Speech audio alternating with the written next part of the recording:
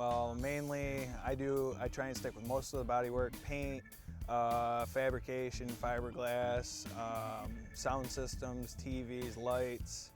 I get into it all. Making panels, wrapping panels. There isn't anything that I don't do. I've been working on cars since I was probably knee-high. My dad's always had a collision shop and restoration business, and I've always stuck with it. I moved out here. I was staying with my dad shortly, going to school at Baker College, and I was putting in applications, resumes, and Chris found me, and I came in for the interview and hired in on the spot.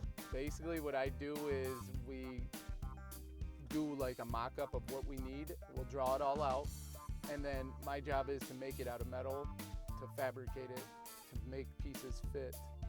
Well, I first learned it up north at buddies' farms and stuff like that. We would build like three-wheelers and things.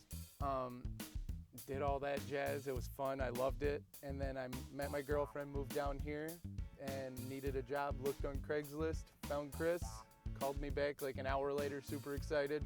Hey man, you got to come in, check this job out, man. Come see what we do. And 20 minutes later, I was building buses. So all of the structure and decorative elements of these buses start off either as steel or as wood two-dimensional panels, and so they get parted out.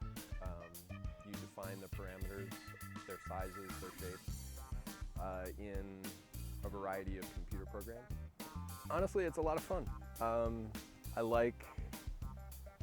I've always liked just getting my hands dirty and being able to do some welding and then do some fiberglass and then do some woodworking. So the worst part is the commute.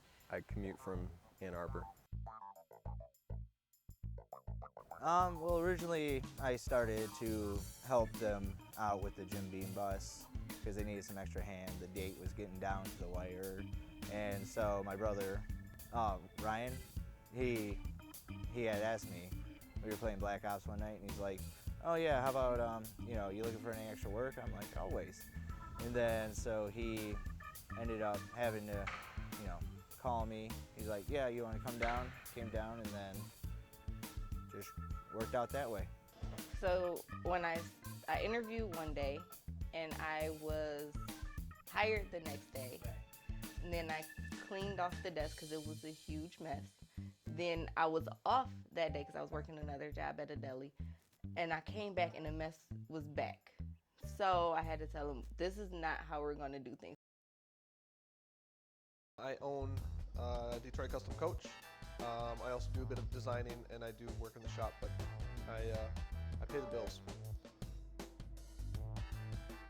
So it was from Night Move running buses that we kind of began to customize buses and build limousines. We built a custom limo bus. Someone wanted to buy it. We sold it to them, and we decided maybe we should build another one. And that's kind of how we got rolling on this thing with doing custom buses and custom builds and vehicles and things like that. As we're walking this way, you can see the Jim Beam bus is basically 99% complete. We're just waiting for a final logo to go up top, and these guys are working on refabricating some of the brackets for the bumper that apparently I messed up, even though I didn't fabricate them. All right, thanks for coming by the shop, guys. We hope to see you at Detroit Custom Coach pretty soon, and you can film us building more of these big, fantastical vehicles.